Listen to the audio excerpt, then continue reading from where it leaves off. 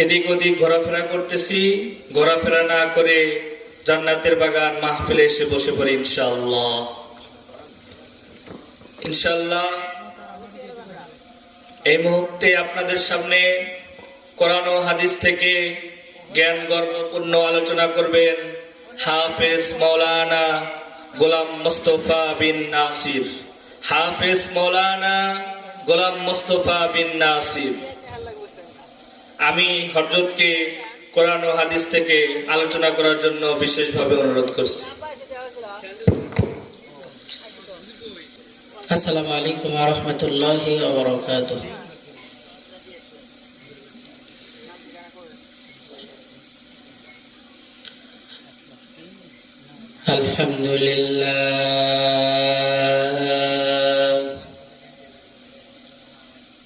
আলহামদুলিল্লাহিল আকরামিল্লাযী খালাকাল ইনসানা ওয়া কাররাম وعلمه من البيان ما لم يعلم فسبحان الذي لا يحصى امتنانه باللسان ولا بالقلم ونشهد أن لا إله إلا الله وحده لا شريك له ونشهد أن سيدنا وسندنا وحبيبنا وحبيب ربنا وطبيبنا وطبيب قلوبنا ومولانا محمد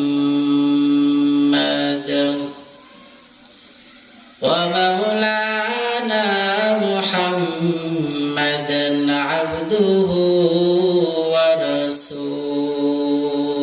ورسوله صلى الله تعالى عليه وعلى آله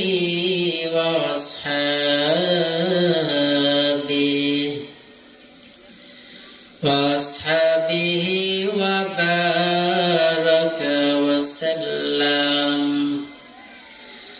وبارك وسلم تسليما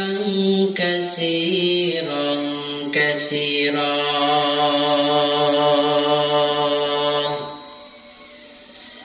الذي أرسله الله تعالى بالحق بشيرا ونذيرا وداعيا إلى الله بإذنه وسراجا منيرا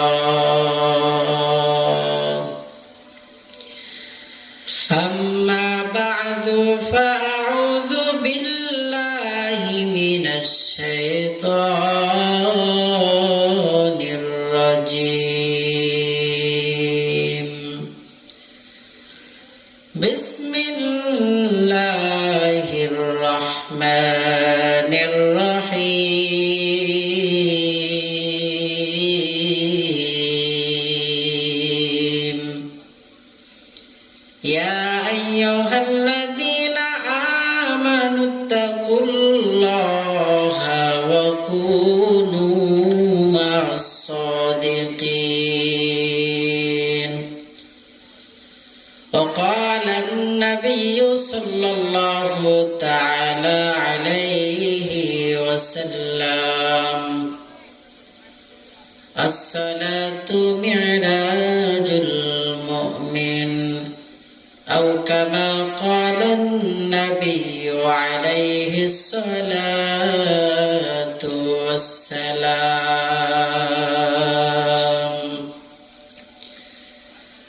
পৃথিবীতে কেউ স্থায়ী হয় না, হোক না সে ফেরাউন কিবা নমরুদ, কেউ ভবে চিরকাল রয় না, কেউ ভবে চিরকাল রয় না। পৃথিবীতে কেউ স্থায়ী হয় না, হোক না সে ফেরাউন কিবা নমরুদ, কেউ ভবে চিরকাল রয় না। লা ইলাহা ইল্লাল্লাহ, লা ইলাহা ইল্লাল্লাহ। সকলে জবান খুলে পড়ি, লা ইলাহা ইল্লাল্লাহ, লা ইলাহা ইল্লাল্লাহ, মুহাম্মাদুর রাসূলুল্লাহ। बातिल से दबने वाले आए, आसमां नहीं हम, बातिल से दबने वाले आए, आसमां नहीं हम, सोबर कर चुका है तो इम्तिहा हमारा, सोबर कर चुका है तो इम्तिहा हमारा। अल्हम्दुलिल्लाह। জামিয়া ওমর ইবনে খাত্তাব রাদিয়াল্লাহু তাআলা আনসারিয়া হাফিজিয়া মাদ্রাসা ও এতিমখানার উদ্যোগে বিশাল এ তাফসিরুল কোরআন মাহফিলের আজ 19 নভেম্বর 2024 বরকতপূর্ণ এই মাজলিসের সভাপতি হিসাবে উপস্থিত থাকবেন আমাদের অত্যন্ত কাছের ও পরিচিত মুখ আলহাজ মাওলানা মোহাম্মদ দবিবর রহমান সাহেব। আজকের এই মাহফিলে প্রধান বক্তা হিসেবে আলোচনা রাখবেন আল্লামা মুফতি ডক্টর মোহাম্মদ খলিলুর রহমান আজহারি, ঢাকা। আজকের এই মাহফিল অক্লান্ত পরিশ্রমের মাধ্যম দিয়ে যিনি দাঁড় করিয়েছেন আমাদের অত্যন্ত কাছের ও ভালোবাসার মানুষ হযরত মাওলানা ইসমাইল রহমানী সাহেব। আল্লাহ পাক সকলের সকল শ্রম, কেউ মেধা দিয়ে শ্রম দিয়েছেন, কেউ বুদ্ধি দিয়ে, কেউ টাকা পয়সা দিয়ে, যে যেভাবে শ্রম দিয়েছেন আল্লাহ পাক সকলের এই শ্রমকে জান্নাতের বিনিময়ে কবুল করেন, সকলেই বলে আমিন। মুহতারাম হাজিরিন, আজকে দ্বীনি শিক্ষা প্রতিষ্ঠান সম্পর্কে মাহফিল প্রতিষ্ঠানের উদ্যোগে এই ঐতিহাসিক তাফসীরুল কোরআন মাহফিল।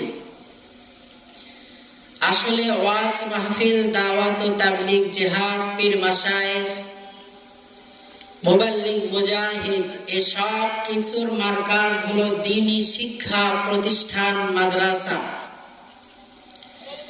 পৃথিবীর সমস্ত বেঈমান এরা একটা মিশন নিয়ে কাজ করে, আর সেই মিশনটা হলো মসজিদ বন্ধ করে দাও, এই মিশন তাদের নেই। ইমামতি বন্ধ করে দাও, এই মিশন তাদের নেই। জিহাদ বন্ধ করে দাও, এই মিশন তাদের নেই। তারা একটা মিশন নিয়ে কাজ করে, সেই মিশনটা হলো দ্বীনি শিক্ষা প্রতিষ্ঠান বন্ধ করে দাও। কথা বলেন ঠিক কিনা? এজন্য আমরা মুসলমান দ্বীনি শিক্ষা প্রতিষ্ঠানগুলো কিভাবে জমিনের মধ্যে কায়েম ও দায়েম থাকে, এজন্য আমাদেরকে জান্তর কৌশেষ, মুজাহাদা ও মেহনত করে দ্বীনি শিক্ষা প্রতিষ্ঠানগুলো দুনিয়ার মধ্যে টিকে রাখতে হবে। কারণ যুগে যুগে বাতিল এসেছে বিভিন্ন রূপ ধারণ করে। এই বাতিলগুলোকে চিরতরে নির্মূল করতে গেলে আমাদেরকে অবশ্যই দ্বীনি ইলম হাসিল করতে হবে। আর এই দ্বীনি ইলম হাসিল করার মাধ্যম স্থান হলো দ্বীনি শিক্ষা প্রতিষ্ঠান। বাতিল বিভিন্ন সময় বিভিন্ন রূপ ধারণ করে এ জমিনে পদার্পণ করেছেন। বাতিল যখন বেঈমান নমরুদের রূপ ধারণ করে এ জমিনের মধ্যে আবির্ভাব হয়েছিল, ওই সময় আল্লাহ তাআলা হকের ঝান্ডা নবী ইব্রাহিমকে দিয়ে বাতিলের মোকাবেলা করায় নিয়েছেন। বাতিল যখন ফেরাউনের রূপ ধারণ করে এসেছিল, ওই বাতিলকে চিরতরে নির্মূল উৎখাত করার জন্য আল্লাহ তাআলা নবী মূসাকে দুনিয়ার মধ্যে প্রেরণ করিয়েছিলেন। বাতিল যখন আবু জেহেল, উতবা, লাহাব, সাহিবান রূপ ধারণ করে এসেছে, সে বাতিলকে আল্লাহ তাআলা চিরতরে মাটির সঙ্গে মিশিয়ে দেওয়ার জন্য আখিরি জামানার পয়গম্বর জনাবে মুহাম্মদ আরবি সাল্লাল্লাহু আলাইহি ওয়াসাল্লামের জন্ম এই ধরাতে করিয়ে দিয়েছেন। বাতিল যখন মুসাইলামাতুল কাজ্জাবের রূপ ধারণ করে এসেছে, সে বাতিলকে চিরতরে নির্মূল করার লক্ষ্যে আল্লাহ তাআলা আবু বকর, ওমর, ওসমানকে হকের ঝান্ডা দিয়ে মুসাইলামাতুল কাজ্জাবের বিরোধিতা করিয়ে নিয়েছেন। বাতিল যখন বর্তমান সময় আওয়ামী লীগ তথা হাসিনার রূপ ধারণ করে এসেছিল, সে বাতিলকে উৎখাত করার জন্য আল্লাহ তাআলা বৈষম্য বিরোধী ছাত্র জনতার মাধ্যমে এবং তৌহিদি জনতার মাধ্যমে, উলামায়ে কেরামের মাধ্যমে, উলামা তোলাবাদের মাধ্যমে আল্লাহ তাআলা জালেম শাহীকে এদেশ থেকে পলায়ন করতে বাধ্য করেছে। কথা বলেন ঠিক কিনা? যুগে যুগে বাতিল আসবে, কিন্তু এই বাতিলের মোকাবেলা করার জন্য আল্লাহ তাআলা কাউকে না কাউকে জমিনের ভিতরে পয়দা করে দিবে। জমিনের মধ্যে আল্লাহ তাআলা হকের ঝান্ডাবাহী কাদেরকে বানাবেন? যারা দ্বীনি ইলম হাসিল করবেন, তাদেরকে আল্লাহ তাআলা হকের ঝান্ডা দিয়ে বাতিলের মোকাবেলা করিয়ে নেবেন। এজন্য মাদ্রাসার উদ্যোগে মাহফিল অবশ্যই আমরা আজকে এই জোয়ানপুরবাসী এই মাহফিলকে সফল করার লক্ষ্যে সর্বদিক দিয়ে মেহনত করেছি, এখনো পর্যন্ত করব, সামনেও করব ইনশাআল্লাহ। ইবাদতের মধ্যে সর্বোত্তম ইবাদত হলো নামাজ।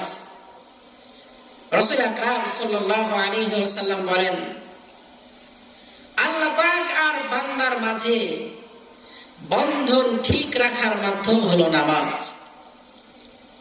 আল্লাহ রাব্বুল আলামিন কোরআনুল কারীমের মধ্যে বলেন, ইন্নী ওয়াজ্জাহতু ওয়াজহিয়া লিল্লাযী ফাতারাস সামাওয়াতি ওয়াল আরদ হানিফান ওয়া মা আনা মিনাল মুশরিকিন।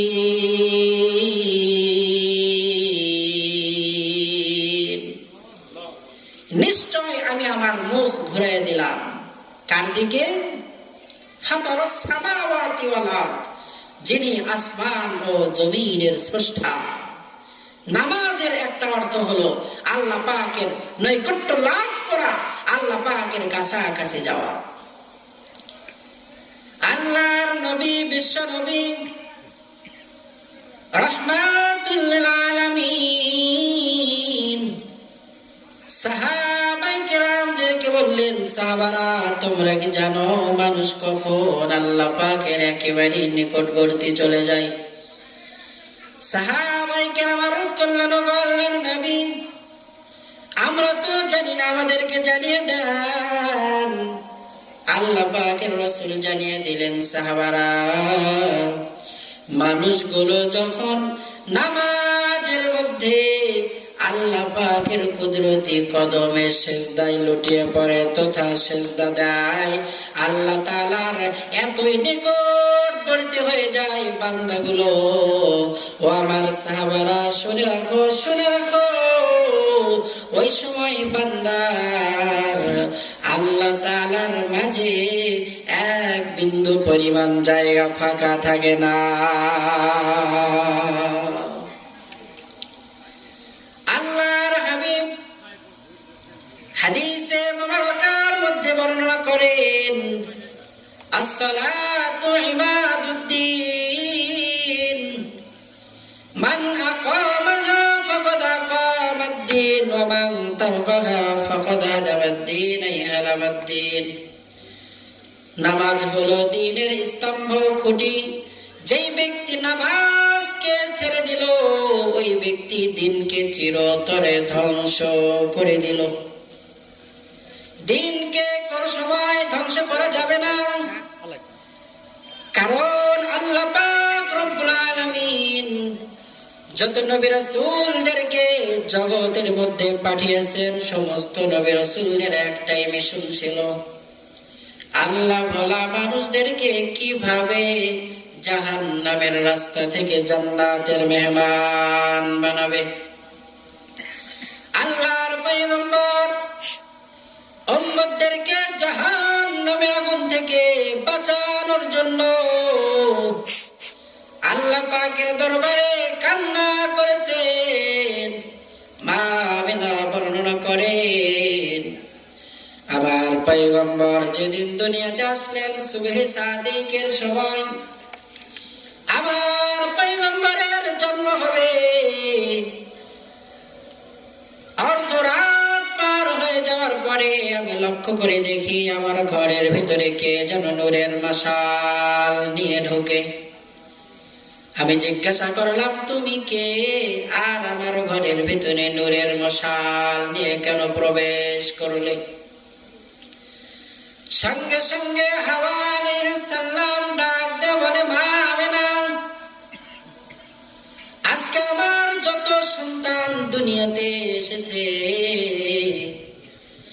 সমস্ত সন্তানের মধ্যে সর্বশ্রেষ্ঠ মহামানব আমার সমস্ত সন্তানের মধ্যে সর্বশ্রেষ্ঠ সন্তান দুনিয়াতে জন্মগ্রহণ করবে রে।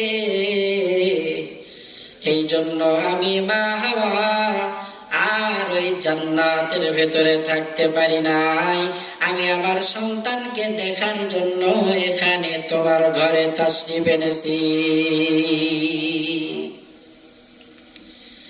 মা আমিনার বর্ণনা করেন, রাত ঘুটঘুটে অন্ধকার, কিছুক্ষণ পর দেখে আবারও কে যেন নূরের মশাল নিয়ে আমার ঘরের ভেতরে আগমন করে। ডাক দিয়ে বললাম, তুমি কে? বলে, আমি হলো জান্নাতের হুর আর গিলমান গুলো। জান্নাতের হুর আর গিলমানদের প্রত্যেকের হাতে ছিল আল্লাহ পাকের নূরের আলোর মশাল।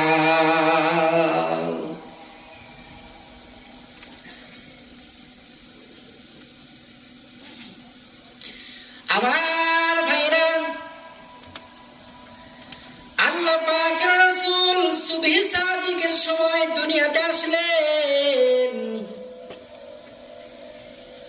মা আমিনা বর্ণনা করেন, আমার সন্তান যেন তেন সন্তান নয়। দুনিয়ার সন্তানগুলো ভূমিষ্ঠ হওয়ার পরে কান্না করে, তাদেরকে কোলে রাখতে হয়, এতই কান্না করে কথা বলতে পারে না। কিন্তু আমার সন্তান মুহাম্মদ যখন দুনিয়াতে আসলো রে, আমি মা তাকে দেখি আমার সন্তান মুহাম্মদ জন্মগ্রহণ করার পরে তাশাহুদের সূরাতে বসে আল্লাহ পাকের কুদরতি কদমে সিজদায় লুটিয়ে গেছে। আমি মা আমিনা আমার পয়গম্বর আমার ছোট্ট সন্তানের কানে, মাথার কাছে, মুখের কাছে আমার কানটা লাগালাম, আর মনে মনে ভাবলাম, এত ছোট সন্তান তার জবান দিয়ে কি বলে একটু শ্রবণ করি। মা আমিনা বর্ণনা করেন, আমি আমার সন্তানের মুখের কাছে আমার কানটা নিয়ে গিয়ে দেখি আমার ছোট্ট সন্তান কথা পারে না রে, কিন্তু আমার ছোট্ট সন্তান সিজদায় পড়িয়া আল্লাহ তাআলার কাছে ফরিয়াদ করতেছে, আল্লাহ আমার গুনাহগার উম্মতকে আপনি ক্ষমা করবেন নি। শুধু এখানে শেষ নয়, আবার পয়গম্বর আরো বলতেছে, ও আল্লাহ আপনি যদি আমার উম্মতদেরকে ক্ষমা না করেন, তাহলে এই যে সিজদায় লুটিয়ে পড়েছি গো মালিক, কিয়ামত হয়ে যাবে রে, আমি উম্মতের কান্ডারি উম্মতের পাগল মুহাম্মদ জিন্দেগিতে আর এই সিজদা থেকে মাথা উঠাবো না। সুবহানাল্লাহ, চিল্লায় বলেন। কোন নবীর উম্মত চিন্তা করেছেন? আমার পয়গম্বর যখন আল্লাহ পাকের সঙ্গে দেখা করার জন্য আল্লাহ তাআলা নিজের বন্ধু মুহাম্মদ সাল্লাল্লাহু আলাইহি ওয়াসাল্লামকে মেরাজের মাধ্যম দিয়ে নিজের কাছে ডেকে নিলেন। আল্লাহ তাআলা ডাক দিয়ে বললেন, হাবিব আমার, এখন আমার মাঝে আর আপনার মাঝে কোনো দূরত্ব নাই। ওগো হাবিব, আপনি এখন যা চাবেন আমি আল্লাহ তাআলা খুশি হয়ে আপনাকে তাই দিয়ে দিব।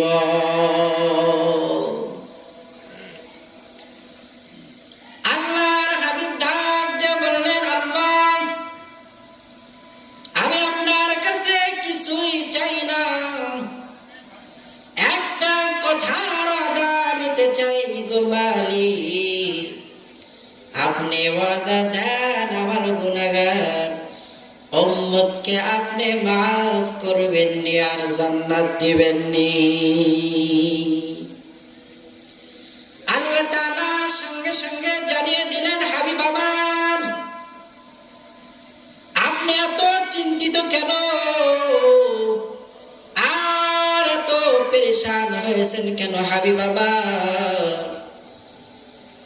মার সন্তানের মাঝে সন্তান যে এরকম ভাবে নিরাপদ, আল্লাহর নবী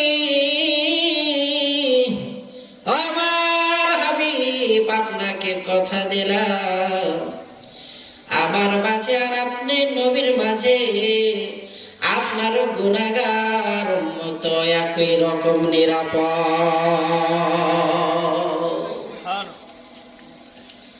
মার সন্তান একই জায়গায় ঘুমিয়ে রয়েছে, পার্শ্বে বাবা, সন্তান মাঝখানে ঘুমিয়ে রয়েছে। কিছুক্ষণ পর পর মা সন্তানের কাঁথা পাল্টিয়ে দেয়, কিছুক্ষণ পরে প্রসবের দেনা পাল্টিয়ে দেয়, বাবা বারবার শরীরের উপরে কাপড় দেয়।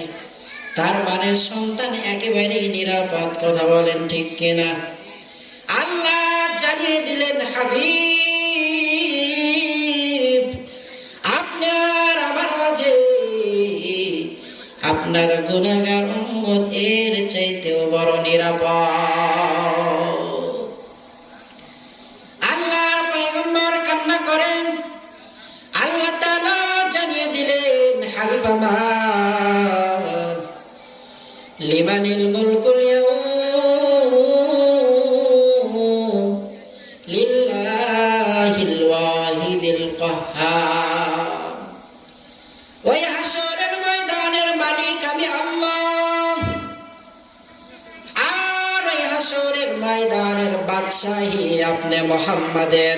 ওগো আল্লাহর নবী শুনে রাখেন, আমি হাসরের ময়দানের মালিক বটে, কিন্তু হাসরের ময়দানের বাদশাহী আপনার। ওগো আল্লাহর নবী শুনে রাখেন, হাসরের ময়দানে আপনি একটা একটা একটা একটা উম্মতকে ধরে ধরে জান্নাতে নিয়ে যাবেন গো নবী। যতক্ষণ পর্যন্ত আপনার একটা উম্মত জাহান্নামে থাকবে, আমি আল্লাহ তাআলা আপনার শাফাতের দরজা বন্ধ করব না। আল্লাহর জানিয়ে দিলেন, মালিক আমার একটা উম্মত জাহান্নামে থাকা পর্যন্ত আমি মুহাম্মদ আরবি জান্নাতের মধ্যে কিন্তু দাখিল হব না। কেমন নবী পেয়েছি আমরা! এজন্য নবীর প্রতি ভালোবাসা নিয়ে আগামী জিন্দেগি আমাদের চালানো দরকার। পারবো তো ইনশাআল্লাহ? রসুলকে ভালোবাসি তো?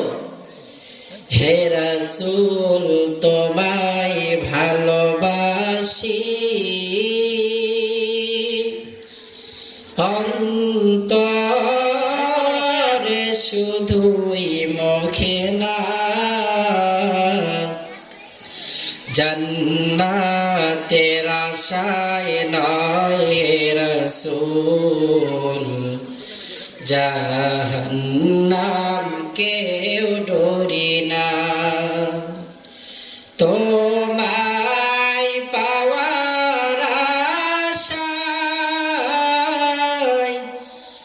মন ছুটে যায় মদিনায়,